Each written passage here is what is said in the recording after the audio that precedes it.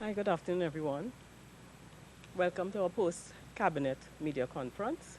With me this afternoon is Mr. Stuart Young, our Minister of National Security, Mr. Faris Al-Rawi, our Attorney General, and Mr. Terrence Deyalsingh, Minister of Health. I just want to announce today that Mr. Justice Nelson has asked for an extension. As you all would be aware, that he was appointed to investigate the automated control system at the Piaco and Crown Point, and he has asked for an extension for 2 months. I think it is September. But he was given 2 months, and he has asked for an extension in September. So Cabinet has agreed to grant him that extension, which would be until September the 16th. I'd just like to call on the Minister of Health, Mr. Terrence Deyalsingh, to speak to you on the Couva Hospital.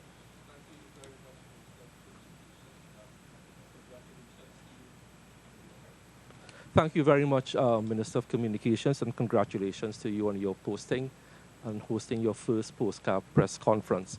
Ladies and gentlemen of the media, I would just like to put out into the public domain and for your consumption the facts surrounding the initial phase 1 operationalization of Couva and to counter the misinformation and mischief being put out there.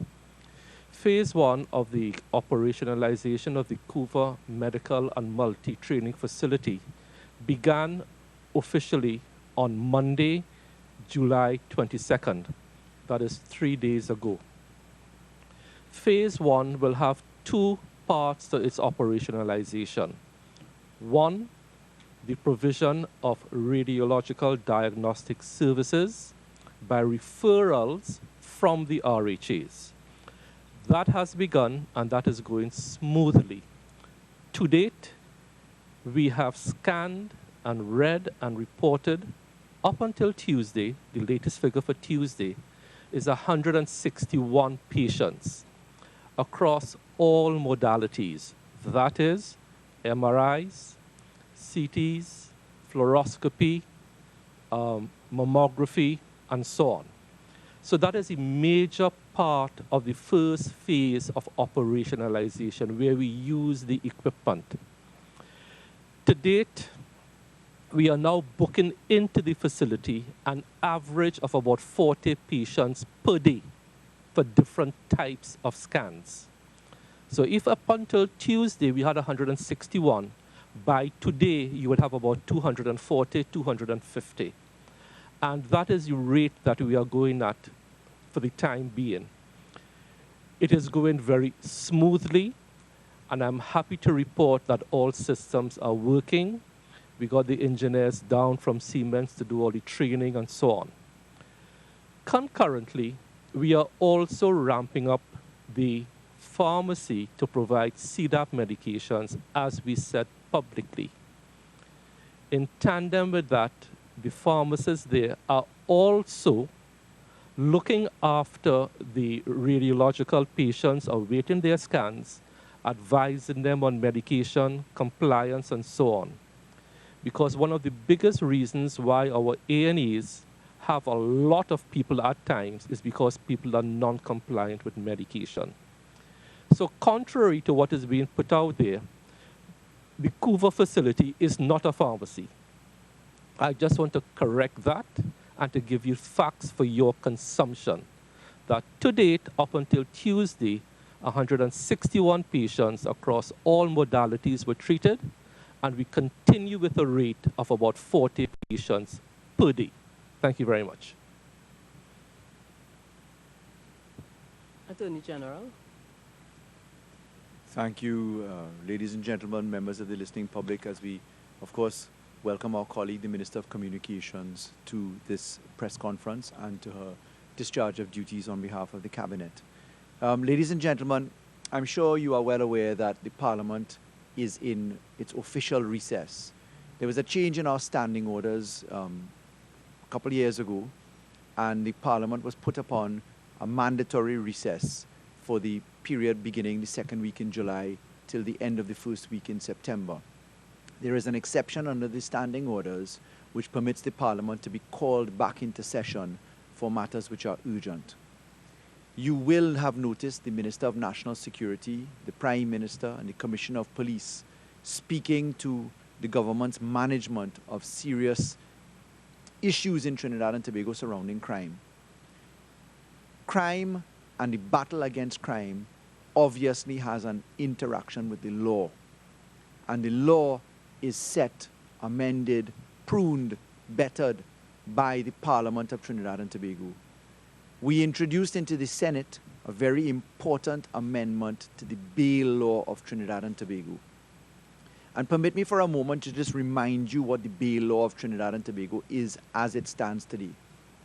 First of all, you must remember that in 1994, there was a codification of the bail laws of Trinidad and Tobago. Basically, Attorney General then approached the Parliament, Sobian, said to the Parliament, let us consolidate the bail law. In that bail law, there was an acknowledgement that there are certain offences for which there is no bail. Those offences include murder, treason, etc. When we look to the position after that, there were a series of amendments to the bail laws in Trinidad and Tobago. In particular, in the period 2004 to 2008, there were significant amendments done. And when Trinidad and Tobago was battling with the issue of kidnapping for ransom, the bail laws were amended in a very important way. If you were brought before the court for a charge treating with kidnapping for ransom, you would be denied bail. And when you are denied bail in those circumstances, there were certain caveats, certain exceptions that said you shall be denied bail if you are brought before the court on a charge for anti-kidnapping. In the case where your trial has to go on, the point is, how do you start your trial? Within 120 days, the law said, if you have not had your matter started within 120 days, you can then apply for bail. Further, it went on to say, if your matter started within 120 days, but it was not finished within 1 year, then you can apply for bail again. In effect, what that anti-kidnapping law, as it related to bail, did, is that it allowed the police to apply what we call a cooling off period. And what happened in Trinidad and Tobago in the period 2004 to 2008, 2009, is that kidnapping for ransom went to zero. So the demonstration of how powerful the kidnapping situation occupied Trinidad, how it was treated with by amendments to the Bail Act, can be found in how Trinidad and Tobago managed, through an effective application of bail law, to move kidnapping for ransom down to zero. In 2011, Trinidad and Tobago introduced, under Mrs. Prasad Bisesa, then Prime Minister, a package of law, which was the anti-gang law and the bail amendment law. They were brother bills or sister bills, companion bills. That anti-gang and bail amendment law was passed with the support of a People's National Movement opposition. There was unanimity in that law. The PNM opposition supported an extension of no bail for anti-gang measures in the same 120-day period and 1 year period. There was a sunset law applied, a sunset clause. What does a sunset clause mean? That after the expiry of a particular time frame, in that case 5 years, the law would come to an end unless the Parliament gave it an extension. In 2016, the PNM government came to the Parliament, asked for an extension of the Anti-Gang Act and the Bail Amendment Act to continue no bail provisions for kidnapping for ransom, for gang activity, for raping children, for grievous offenses, offenses against the person, very serious matters. It's now a matter of history that the opposition did not support the extension of those laws, and therefore the law was allowed to collapse. That means that our law now stands as it did with respect to bail, similar to the 1994 law. as there was 2 small amendments that applied. But effectively, we reversed history. In 2016, we really collapsed all of the anti-crime measures that were found in the Bail Act. They collapsed back down essentially to what the law looked like in 1994. There were a few small amendments to that. Importantly, we came back to the Parliament. We had to fight for the introduction of anti-gang law. That anti-gang law, you're well aware of what happened with that. It was only under extreme governmental and societal pressure that the opposition eventually agreed to reintroducing anti-gang law. We took the bail amendments to the Senate of Trinidad and Tobago. And in battling with the Senate, we introduced very powerful amendments to the Bail Act. The amendments to the Bail Act were debated in the Senate. The independent bench supported the amendments because these amendments require a 3/5 majority for support. The independent bench agreed with the government, and the amendments to the Bail Act were carried into success by the Senate. It is material to note that the opposition bench, led by Senator Wade Mark, Senator Saddam Hussein, they refused to support the bail amendments. The bail amendments passed by the Senate make sense of the existing Bail Act. And I'll put it very simply to you. What the bail amendments passed by the Senate say are important for battling crime at the present position. Number one, it says, lightning does not strike twice by mistake. What do I mean by that? In this bail amendment, if you come before the court with a serious offense set out in the law to include things like kidnapping, trafficking in narcotics, if it includes possession of a firearm or using a firearm in offenses against the person or other ways, if you come before the court and you have a charge against you for one of those matters, and you find yourself on bail, but you come back on a second occasion, in other words, then the lightning has now struck you twice, you come back before the court for a similar matter listed on another occasion, then you will not have access to bail with a certain careful safeguard applied to that. We go one step further. We say if you have a conviction for one of these matters listed in the schedule, and you find yourself back before the court with a charge for one of these matters, and we single out firearm possession in this law, then you ought to be denied bail. Ladies and gentlemen, this law has an important safeguard.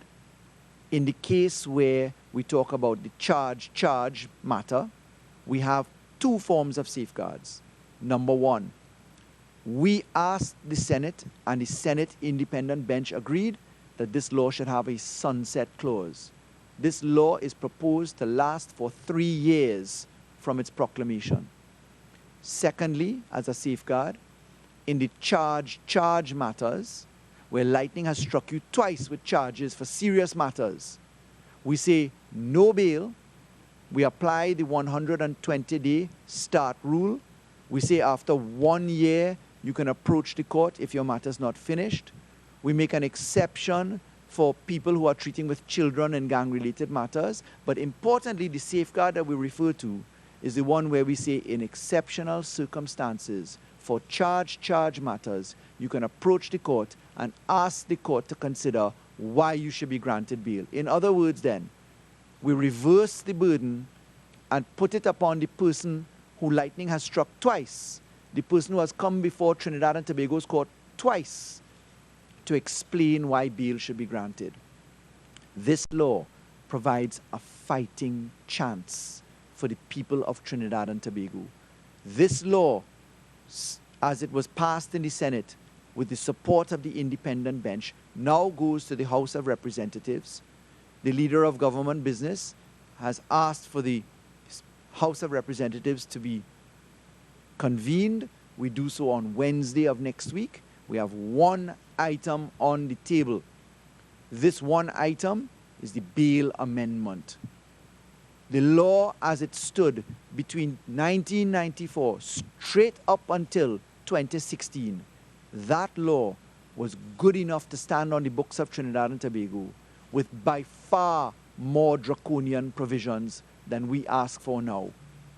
We then, as an opposition, supported the then government under Mrs. Prasad Bisesa, and we passed that into law.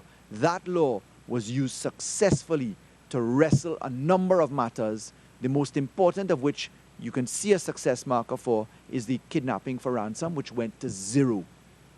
We thought it fit today to inform the population of the reason for the reconvening of the Parliament.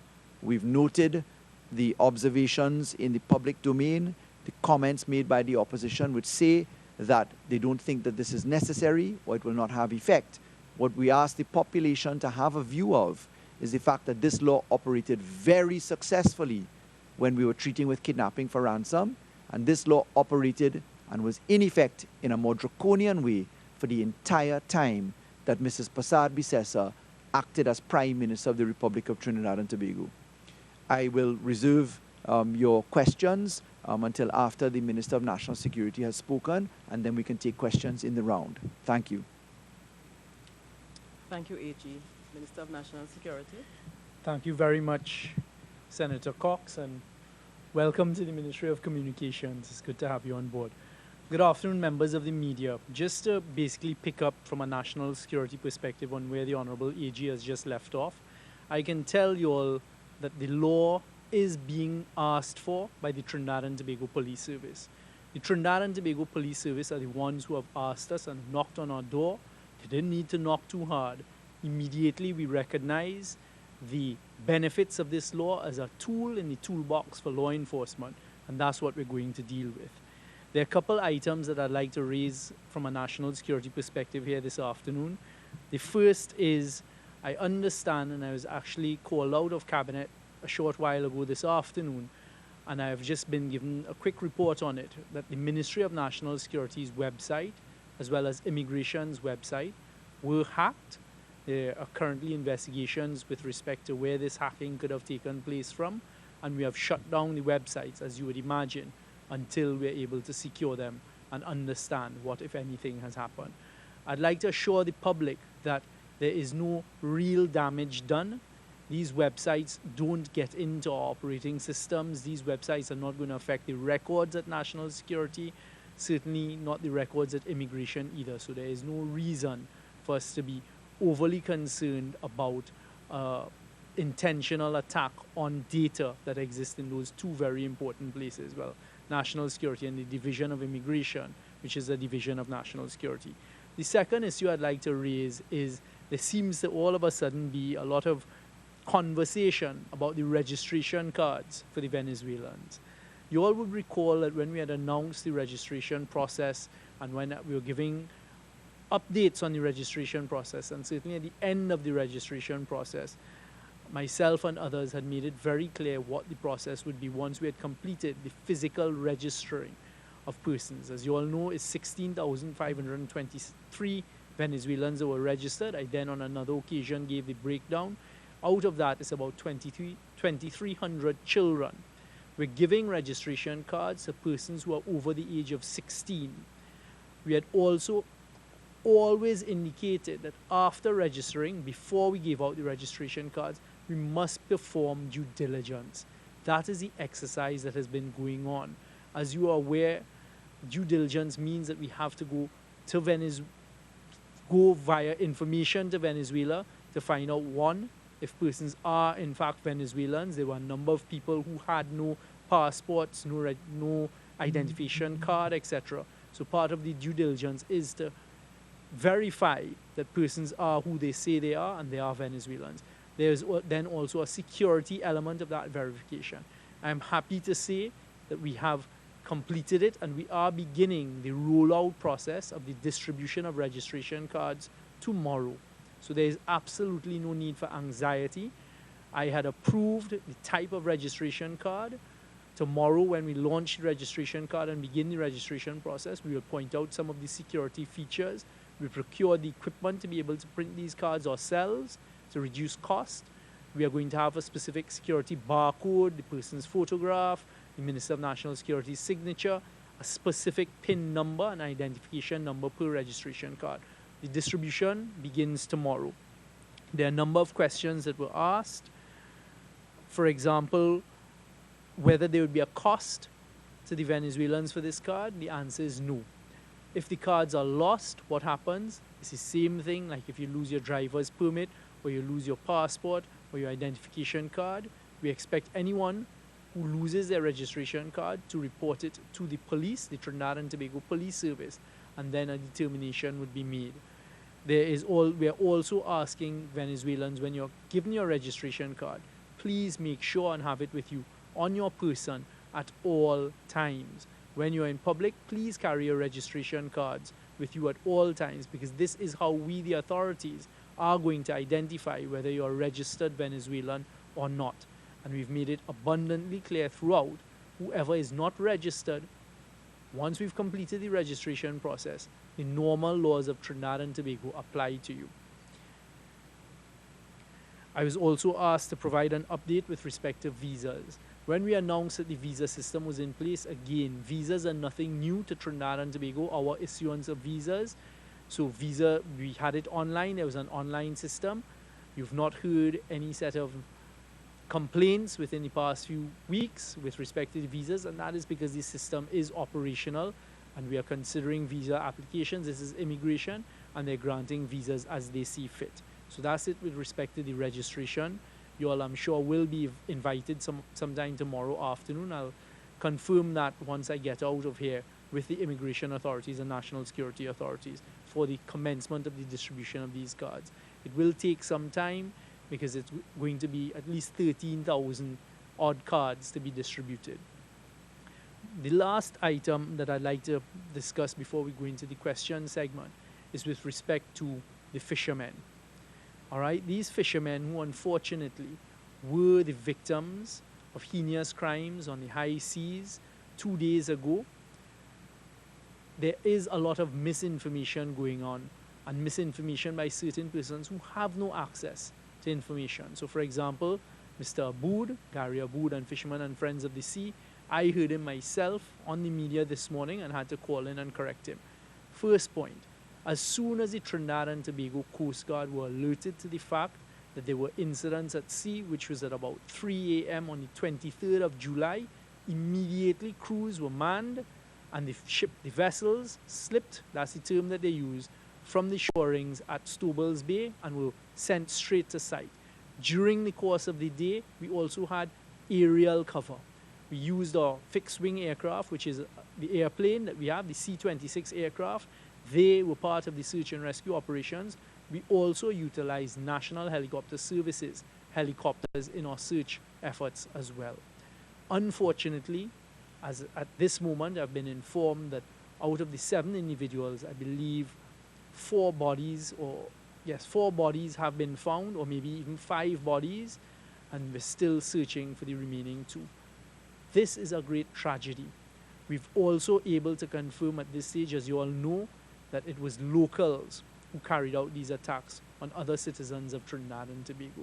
The local criminal element are the ones who carried out these attacks on these fishermen who were going about their trade. I want to make sure that citizens understand that despite all of the noise from those out there who are really mischief makers and have no facts, that at National Security we deployed as much of the assets as we had available out on the maritime, out on the seas, as well as in the airspace, to be able to try and locate these unfortunate fishermen who were the victims of the most heinous of crimes. I can assure you that the police service, we had a bit of some luck.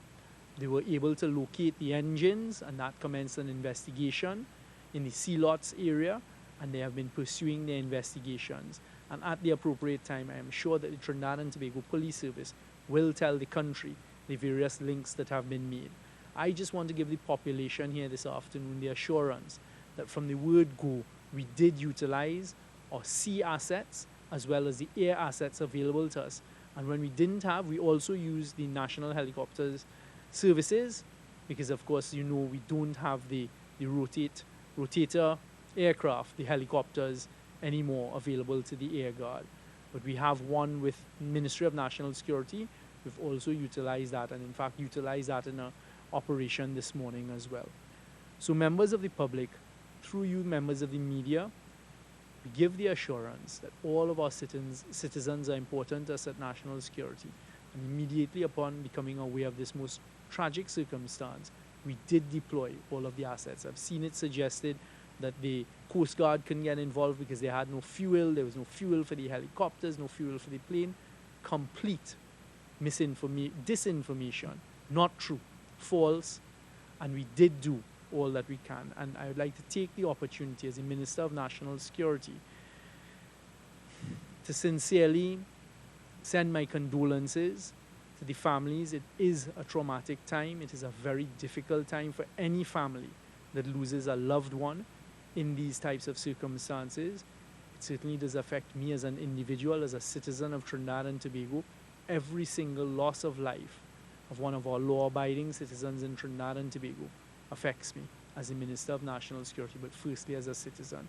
So my heartfelt sympathy goes out to those families who are affected, and I give them the assurance that we did deploy as much of our assets as we had available in this search and rescue operation. Thank you. I think we'll take questions at this stage.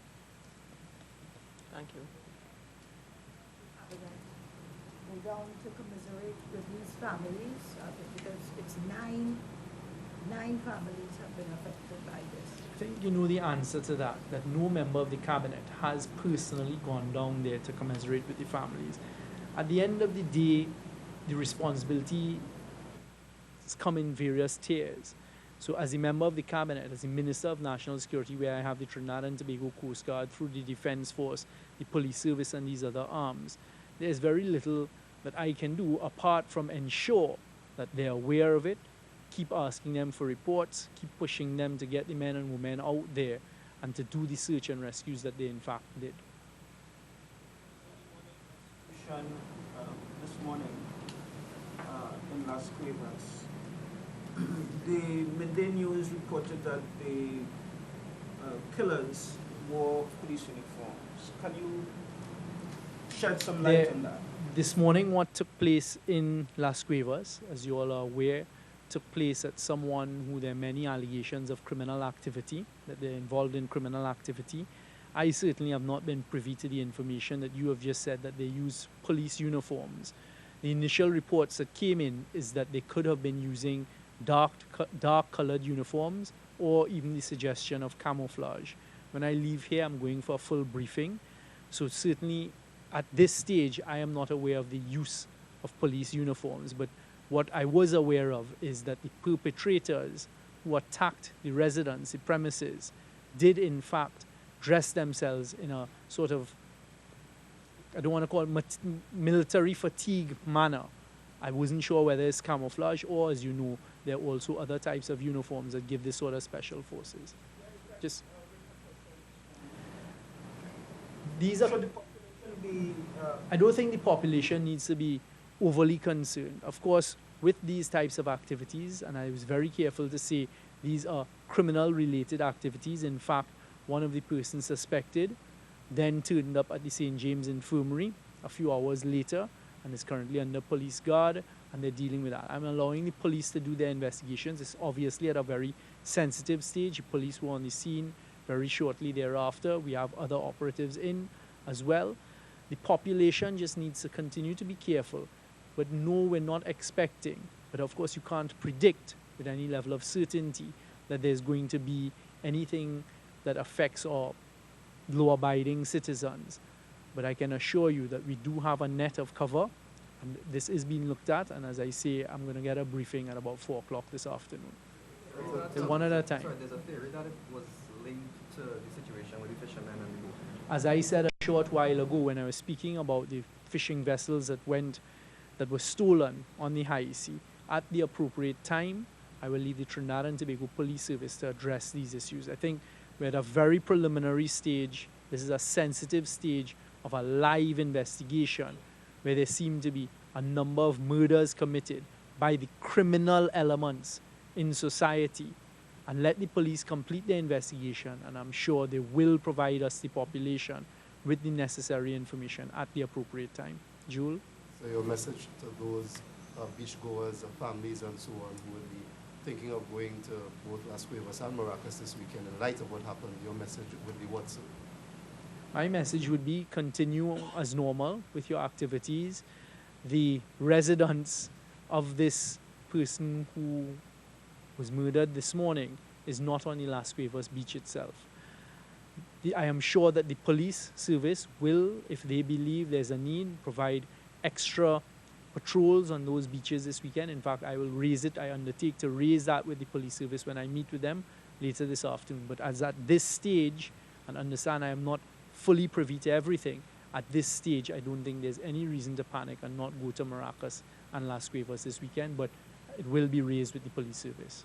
Can I just add something into this, please? Because what we're talking about today is all interrelated.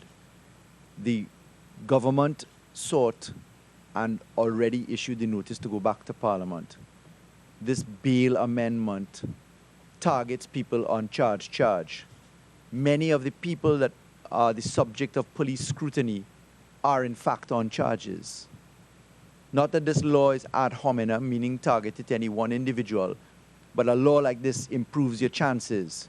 I can tell you that the Prime Minister sat in with Minister of National Security, Commissioner of Police, Minister in the Ministry of the Attorney General, and we have had ongoing working targets to how we treat with gang activity and other affairs, which will be made public in due course. But what the Minister is referring to today, there are serious connections. What we're doing is we must let the police speak to the issues that the police must speak to. Our job is to create the structure for them to have a better fighting chance. And therefore, what we're talking about now is directly related to improvements such as bail. That's how the anti-kidnapping measures took root. You had kidnapping for ransom. You needed to have cooling off stations to allow the police a fighting chance. And that's why the police commissioner has been calling, as the minister told us, for the bail amendments. That's the urgency of getting back to Parliament.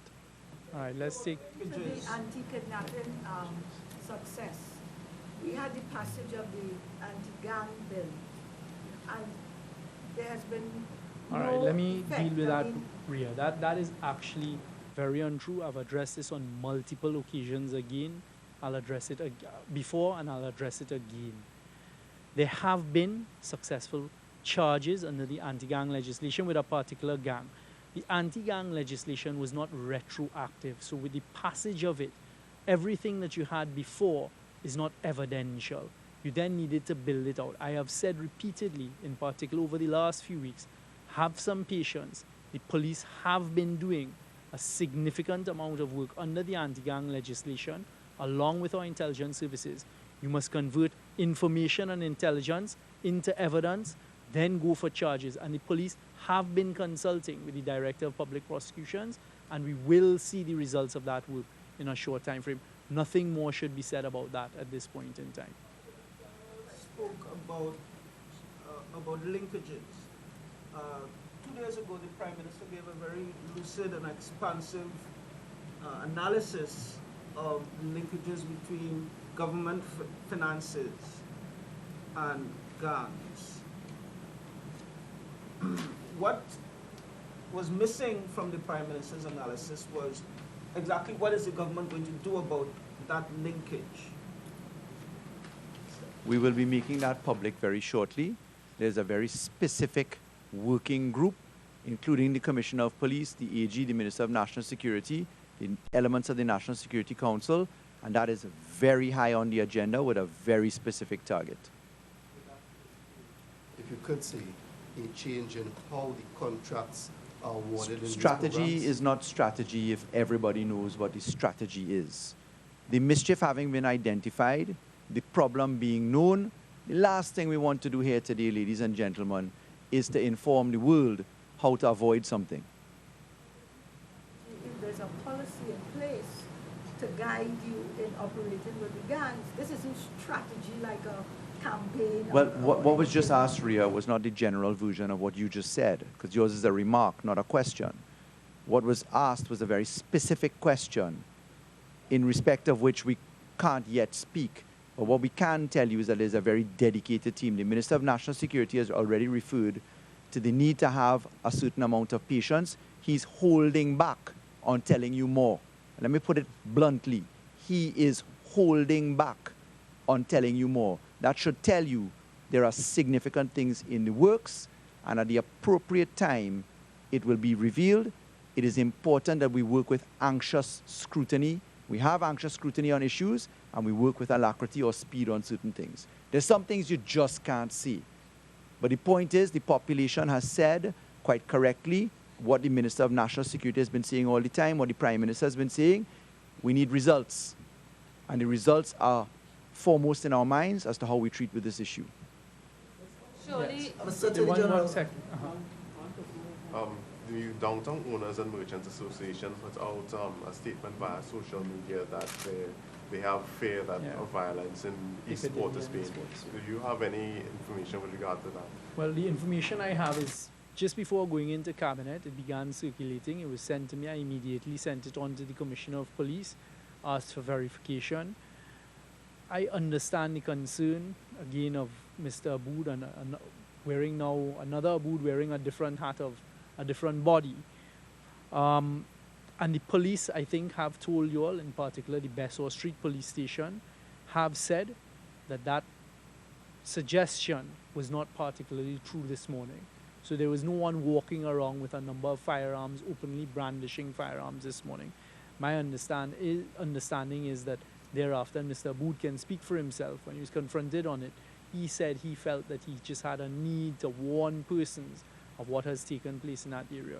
The police have said, the Besor Street Police in particular, who are the jurisdiction for that area, have said that there is no open gang warfare taking place in those areas. And I will again leave the police service to provide us with further particulars on it. Mr. Attorney General, we were speaking about the Prime Minister's comments during the Coroner's Police Station's third turning. He also spoke about Venezuelans as well too, and the issues with refugee legislation. And the impression he gave was that we are satisfied with what is in place, and there seems to be no need to bring any legislation. I just wanted to clarify, is that the policy? Are we not going to see, and not just refugee legislation specific to Venezuelans, but just in general? Well, you just spoke about two completely different things. So the latter point is on legislation, I assume, to treat with the Venezuelan issue. No, it's specifically refugee legislation. Right, okay. Yeah. Specifically on refugee legislation, we've answered a number of questions in the Parliament on this, and we have spoken publicly about this. The matter of legislation of this type involves a multi-sectoral coordination. If you were to bring the legislation onto your local books, you have to have certain things in place.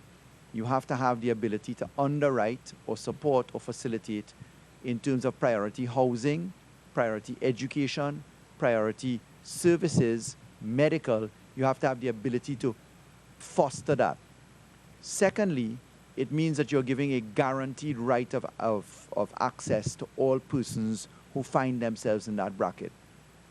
You need to remember that a number of countries, a vast number of countries, particularly in our region, have not signed on to that law yet. Whilst you may have been a signatory to conventions and protocols, to make it law in our country, you have to bring it through the Parliament and make an act of Parliament. In the meanwhile, we have a very strong and good working relationship with the UNHCR, with a number of NGOs. There are a number of bodies spread between the AG's office and the Ministry of National Security and others that work together. In fact, I can tell you that up to last week, I had meetings, as I believe my colleague Minister Young had, with the representatives of the UNHCR. We've met with the International Red Cross. We met with the United States Secretary of State, certainly I did, on this issue. All of them have said to Trinidad and Tobago, job well done on treating with economic migration and on treating with the situation of the Venezuelan crisis. They have all said, job well done. Is that job completed? No, it's not. Obviously, the data from the registration exercise has to be filtered. At that point, you can assess what legislatively you need to do or what structurally you need to do.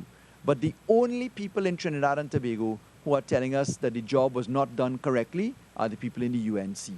So we don't associate ourselves with their sentiments.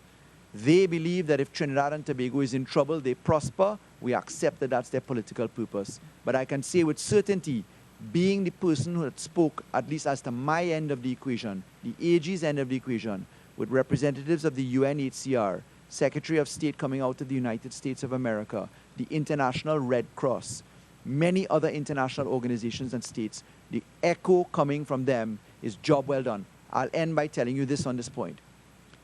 Coming from the representatives that we last spoke to, they said that Trinidad and Tobago now stands as a model jurisdiction on how to do it right. Aruba and Curacao are now looking to what we did.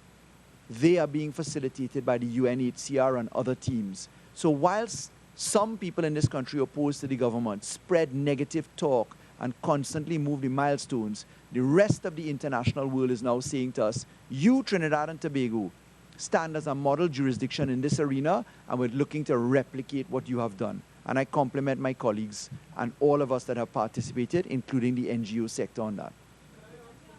I want to just follow this too.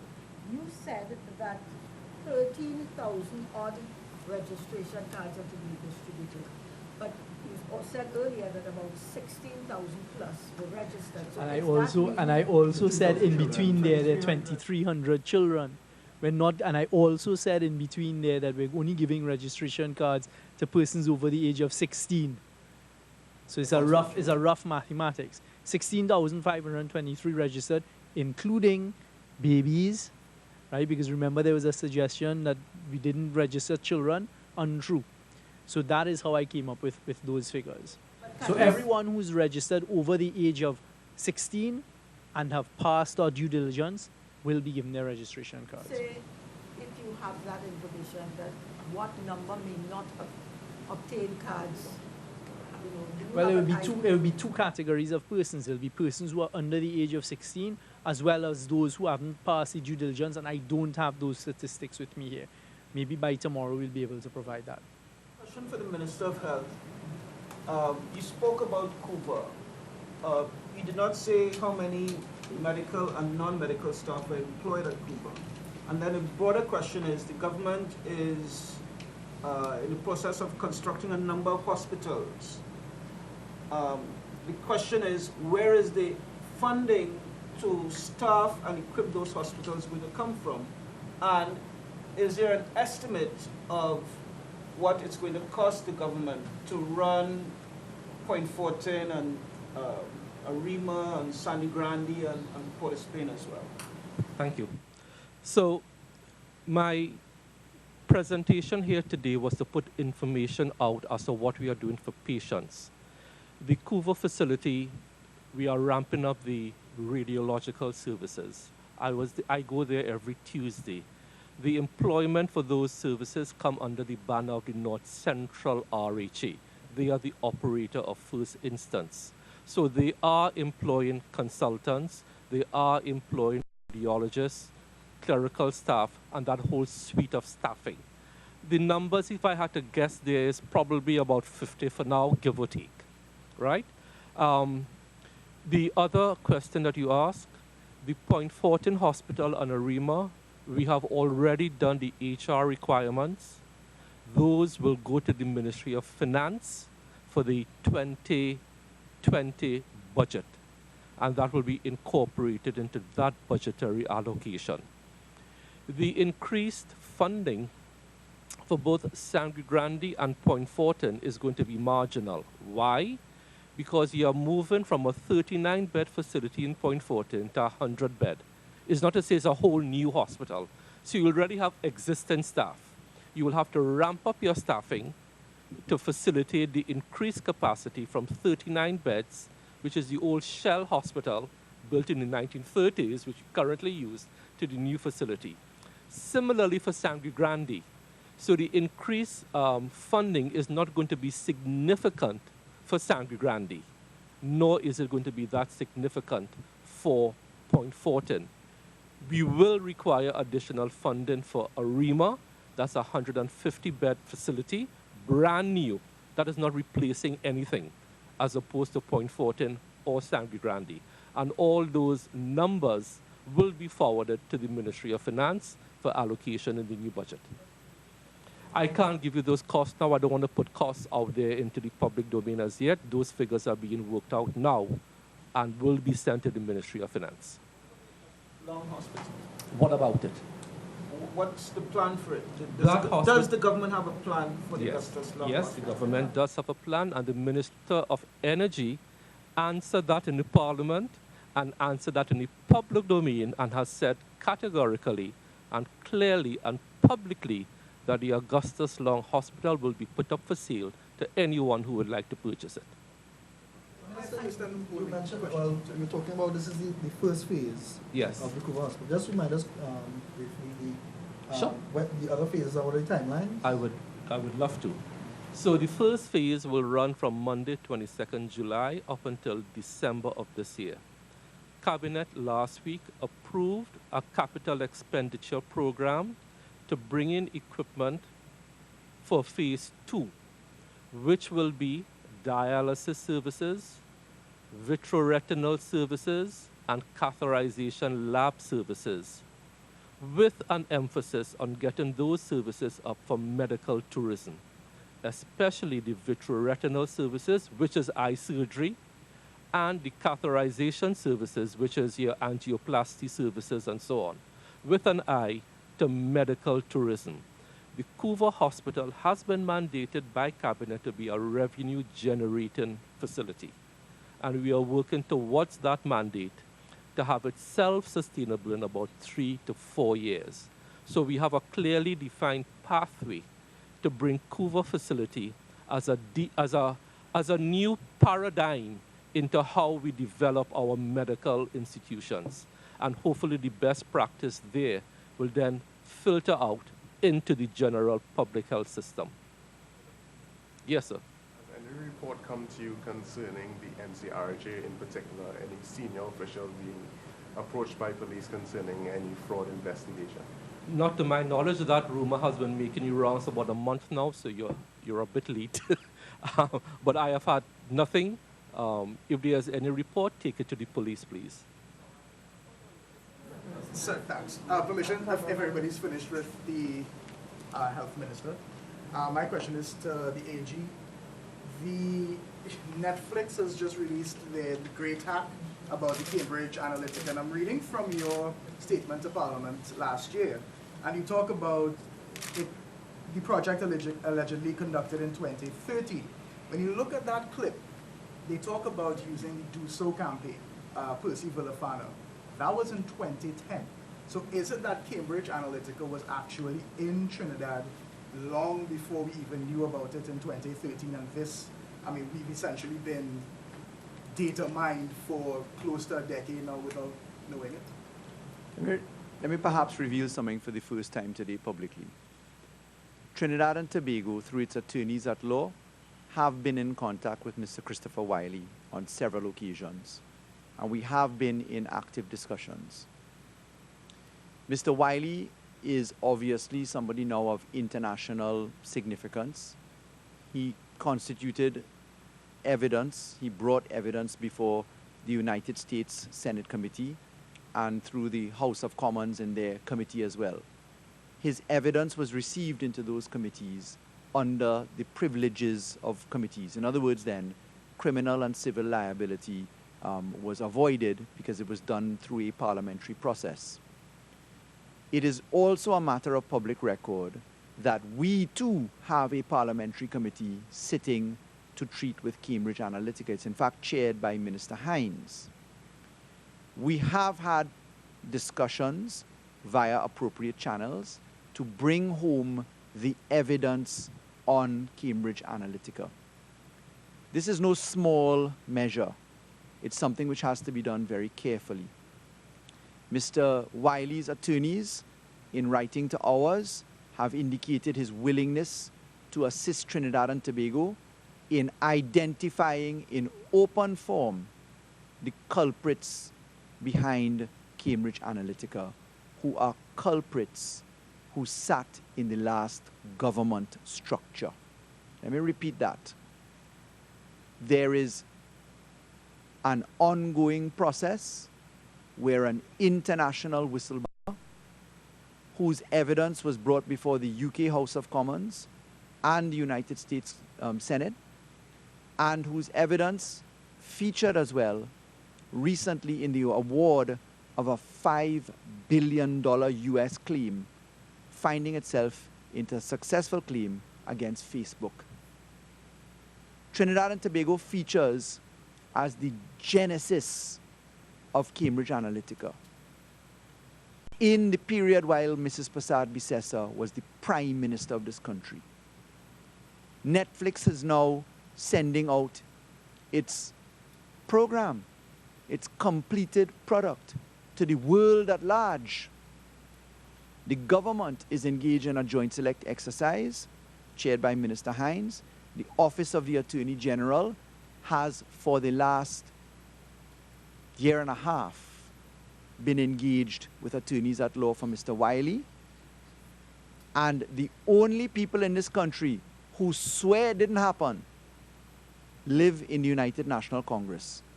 This is just an update for you in a frame.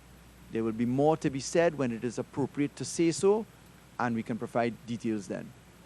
Going to provide testimony? Is he going to come and testify before JSC? Those dynamics are being worked out.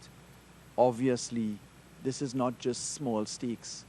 It's very large stakes with international repercussions in multiple jurisdictions in the United States, in the United Kingdom. I can tell you now publicly, I myself attended the National Crime Agency in the United Kingdom and sat together with law enforcement agencies, including the FBI, the Department of Justice, the British various departments of justice, Serious Crime Office, etc., the Information Commissioner. We had a full participatory meeting on this matter in the United Kingdom. If they are saying they are part of the Do So campaign, and the bulk of the Do So campaign was in 2010, is it that they essentially would have helped Kamala Prasad? I think you'd want to ask Mrs. Prasad Bisesa these questions. Yeah, no, well, obviously, I wear the hat speaking now as the Attorney General of Trinidad and Tobago. I have, for a matter of propriety, not told you what I just told you for 1 year and a half, because discharge of office must be carefully exercised. What you want to do now, I think, respectfully, is to put this to Mrs. Prasad Bisesa, put it to the original Rodney Charles himself, put it to the Project Icons team, put it to the people that participated in our team. If I'm not mistaken, Minister Young also mentioned the participation of Gregory Bisesa in that matter. That's a matter of public record, members of the media. This is not small news. This is big news. And again, we feature in the middle of this, in the genesis of this equation, under the hand of those who were last in government. Backward, having said all that happened in 2010, what have we done or put in place to protect the electoral process? Let me answer that. And first of all, what happened already? Okay, well, Ria, today I'd like to respectfully say, I didn't say just so voluntarily all that happened in 2010. I was asked a question which took me to 2010. And in the Facebook award against Facebook of $5 billion, well, they certainly went back to 2010. The point is they had evidence to act upon. Our evidence will come, if it does, there's many a slip between cup and lip. Our evidence will come via testimony from somebody who will blow that whistle. I'm now answering the future, Ria. I have to put it in context because I didn't just come to the microphone and say this. It is also a matter of public record. Number one, that we brought whistleblowing protection legislation. That was voted down by the UNC. Number two, there is a most critical piece of law in the Senate. It is the Evidence Amendment Bill. That law is dynamite to this issue and to the life of every witness in every crime. Witnesses are being gunned down in this country, have been for years, and the Evidence Amendment Bill introduced something called anonymous witness evidence. Anonymous witness evidence means that Trinidad and Tobago will have the chance, like the United Kingdom, like the United States, other jurisdictions, to have trials proceed where a witness can be protected from identification. And if you want to know about go forward, there's one other very important product, and that includes the cybercrime legislation. The one entity that has stood most strongly against that cybercrime legislation for the 7 or 8 years that it has been in discussion is the Media Association. As to its part, because it's an important observation by the Media Association. I don't mean to be pejorative, but it concerns also whistleblowing via the media. And the question is, who is a journalist and what are the boundaries? So the Media Association is quite correct to flag the issue, but other countries have passed law like that. So in summary, the go forward is whistleblowing protection, Evidence Amendment Bill, cybercrime legislation, and then actually using your parliamentary processes to deliver this information under the cover of privilege pursuant to Section 55 of the Constitution. Yes, it's been partially proclaimed, and the rest of it is being proclaimed as we work it out. Okay, we've recognized a few persons. We just want to get some persons who have not spoken as yet, okay? And Parliament sitting next week, was that brought on because of the recent upsurge in homicides? The Parliament session this week was brought on because of a very important resonance. The country has been saying, let's put all hands at work. Let's bring all effort together. Obviously, we brought this legislation since the beginning of this year. We debated it in the Senate, etc. We now have, in light of some elements of the media joining what we've been saying, because let me put it in a different way. We consider that the public agitation is important to listen to. We consider that hearing from the society as a whole, which says, parliamentarians, please do your part, could be listened to, and therefore we think it appropriate to bring this during the vacation period now. Sorry? The Guardian editorial. Not at all. The Guardian editorial came subsequent to the bill being laid almost a year ago. The Guardian editorial has been silent on the need for whistleblowers being protected, silent on the need for anonymous witness evidence, silent on the need for bail in the manner in which I described it today, silent on the need. Well, campaign finance reform, we've announced already that draft is going to go to cabinet. We will keep our commitments. So let's not get confused here. Look at our agenda and what we have said.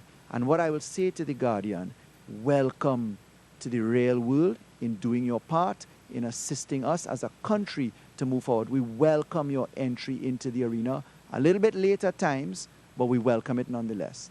Minister Young. Marijuana legislation, that draft is nearly fully completed. I can give you a quick update to that. That law will be laid. Once Cabinet approves it in the form that I've brought it, I make the recommendations to Cabinet. That will be laid at the sittings of Parliament in September. The draft is completed. We worked on it up to yesterday in its near completed form. Another question for Minister Young. Minister Young, you did announce at the opening where the SWAT turning for the Carnage Police Station, a plan for attorneys from the DPP's office to assist with law enforcement, working in the concept of like the district attorneys in the United States or the Crown Prosecutorial Office in the UK. Does that require any sort of amendment to existing law? And in terms of the reports you've heard of a lack of resources at the DPP's office, how do you then address that in the context of this new plan? As I had said at that SWAT turning ceremony, I had had a preliminary discussion with the Director of Public Prosecutions the evening before. It is actually just an administrative decision that needs to be taken, and he was quite prepared to do it. He pledged his full support. And what it is an officer or officers from the DPP being assigned that when investigations are going on, they can walk the police investigators through the process of the gathering of evidence, telling them, look, you need to go and look for this, you need to look for that, etc. Exactly as you've just said, district attorneys and the Crown Prosecution Service does in the United Kingdom. The DPP's office has been working with the Office of the Attorney General in terms of getting further resources. The last I had heard is a lot of the problem with the appointment or the lack of appointment of further attorneys to the DPP's office is because we're waiting on the Public Service Commission to do its job and to get that done. Just let me give a small bit of Judicial and clarification on Legal that. Services Commission, sorry.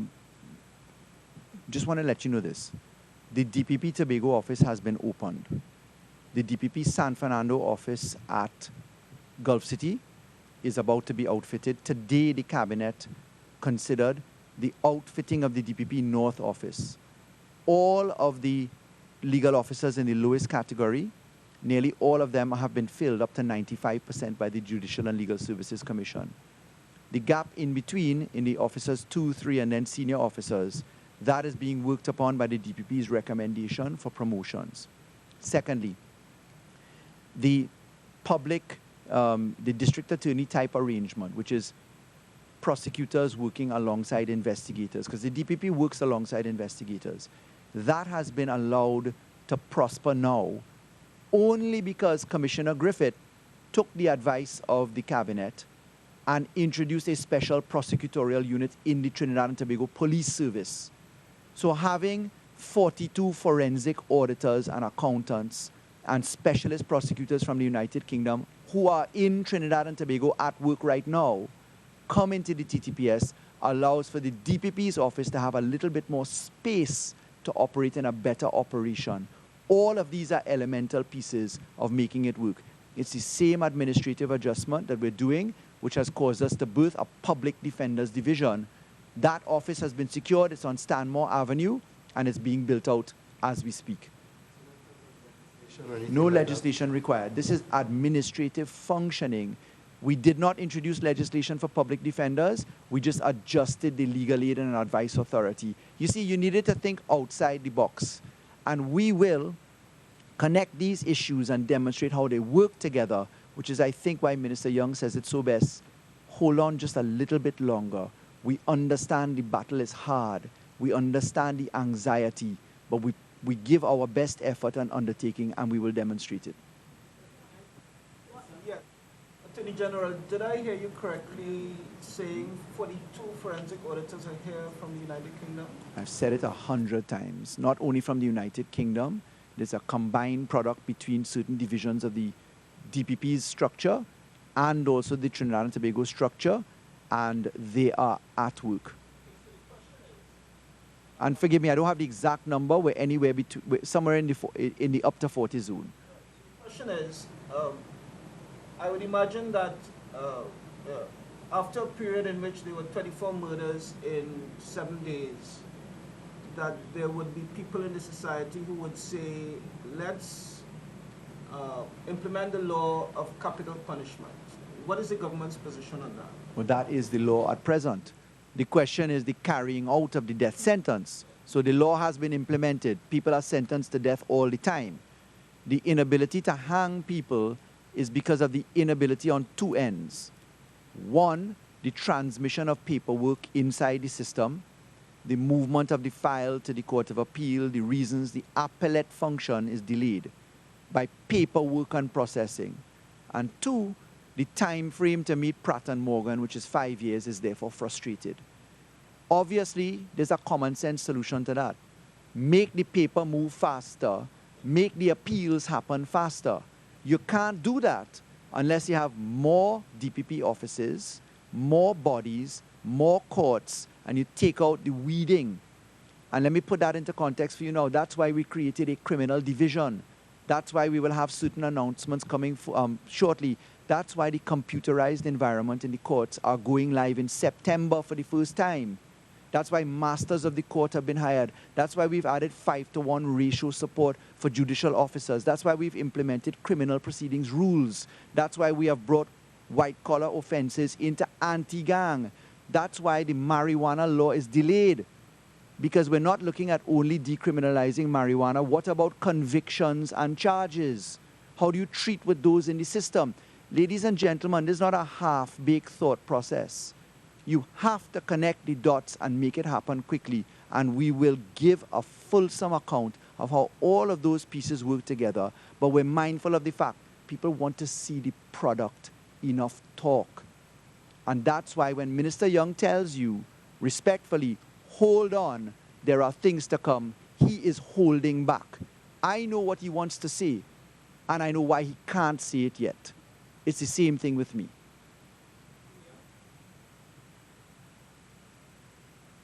Well, what I want to ask is, what would you say to the families of fishermen in general?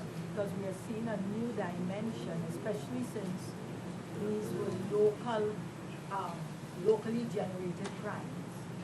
And it's a whole new ballgame, it seems, that people going out to the sea now have to look for elements within the local sector who are.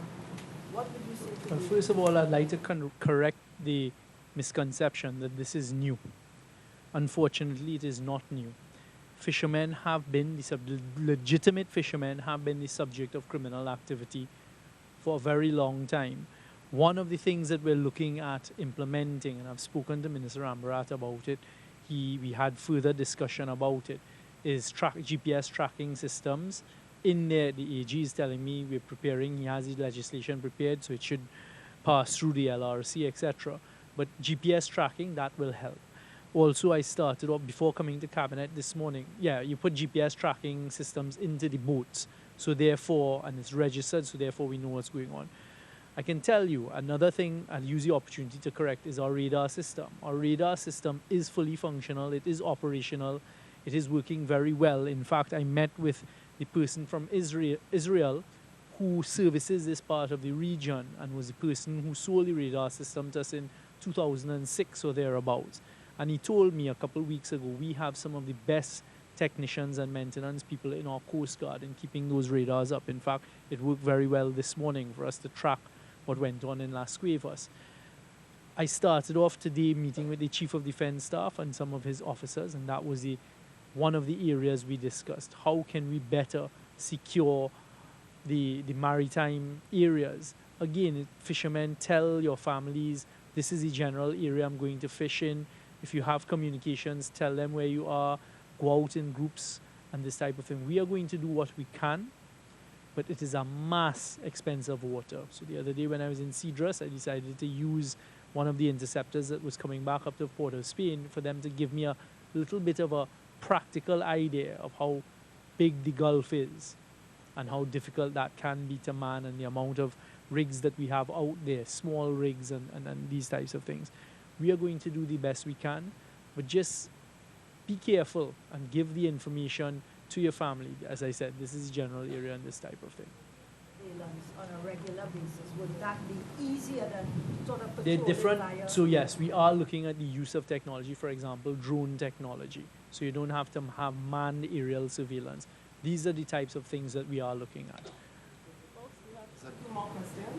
Just in terms of the helicopters, the military type helicopters that were grounded, the Prime Minister did say there was a cost involved in terms of maintenance.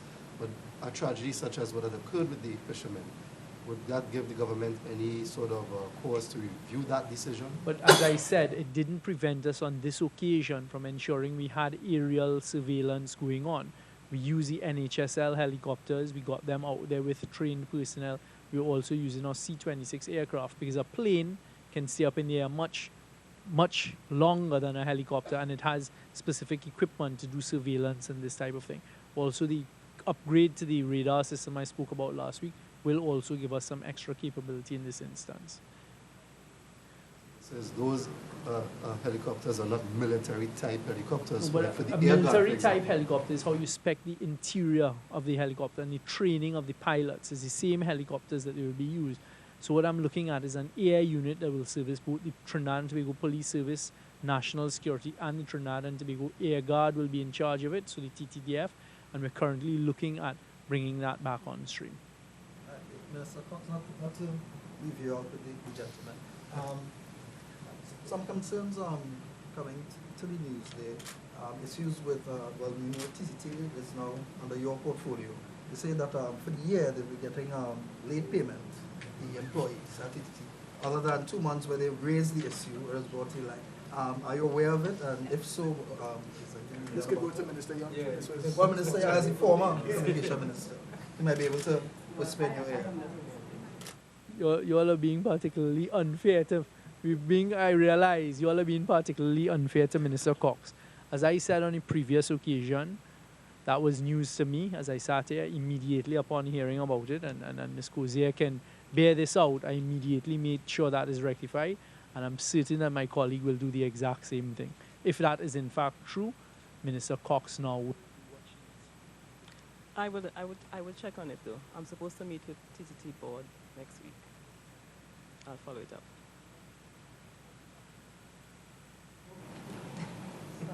I am now the Minister of Communication, and I'm taking it one day at a time. Just want to say thank you all very much, and look forward to seeing you soon.